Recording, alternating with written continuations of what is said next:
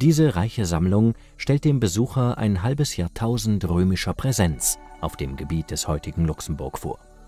Die römische Periode stellt zweifelsohne eine der bedeutendsten Epochen in der Geschichte dieser Region dar. Die Sammlung ist eine der Hauptattraktionen des Museums, unter anderem wegen der Mannigfaltigkeit, der Fülle und der wissenschaftlichen Bedeutung der ausgestellten Gegenstände. Die Dauerausstellung ist in verschiedene Themenkomplexe gegliedert. Der Besucher entdeckt die römischen Villen, welche mitunter Schauplatz eines aufwendigen Lebensstiles waren, das Alltagsleben der Bevölkerung sowie die Welt der Toten und der Religion. Eingangs wird die schrittweise Romanisierung der einheimischen Bevölkerung dargestellt. Im weiteren Verlauf des Rundganges werden dann die Lebensbedingungen während der langen Zeit des römischen Friedens, der Pax Romana, näher beleuchtet. Schließlich wird mit den Fundstücken aus der Spätantike der Übergang zur Epoche des Mittelalters dokumentiert.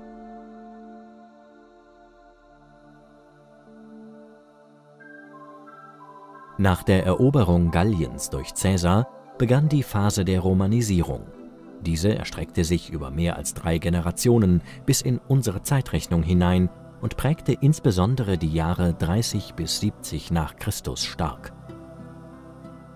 Insbesondere die essentiellen Bestattungsrituale erlauben es uns, den Prozess der Romanisierung besser nachzuvollziehen. In den Adelsgräbern werden zunehmend Objekte als Beigaben verwendet, die aus dem Römischen Reich eingeführt wurden. Große, im römischen Stil erbaute Grabmonumente aus Stein wurden immer häufiger.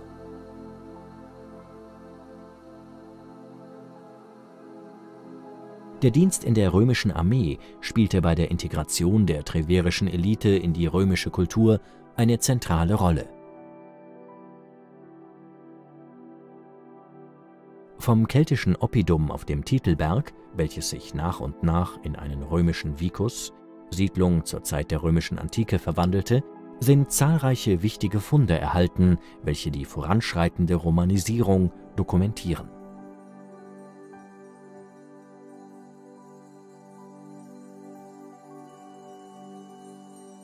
Vom Beginn der politischen, administrativen und wirtschaftlichen Integration der Kelten bis zum Ende der römischen Präsenz in diesem Areal bildete die gesamte Region Luxemburg einen Teil der Civitas Trevororum, eines wichtigen Verwaltungsgebietes im östlichen Teil der römischen Provinz Gallia Belgica.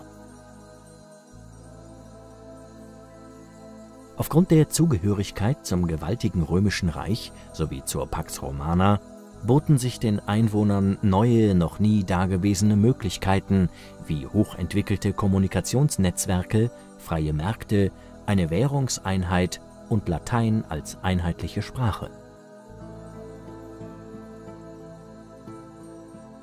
Die Versorgung des Militärs an den Grenzen des Römischen Reiches, aber auch der Bevölkerung in den größeren Städten wie Trier und Köln, steigerte die Nachfrage nach Produkten aller Art und förderte das Aufkommen neuer, mannigfaltiger Produktionseinheiten.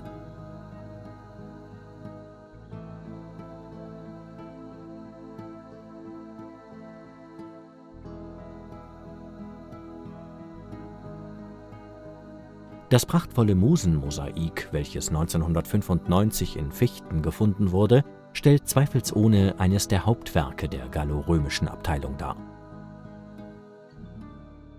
Dieses Mosaik zeigt die 9 Musen, Schutzgöttinnen der Künste und Wissenschaften.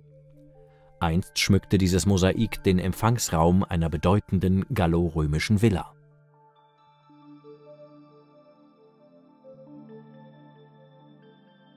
Die Musen sind entsprechend der von dem griechischen Dichter Hesiod vorgegebenen Reihenfolge aufgeführt: Clio, Euterpe, Thalia, Melpomene, Terpsichore, Erato, Polymnie und Urania.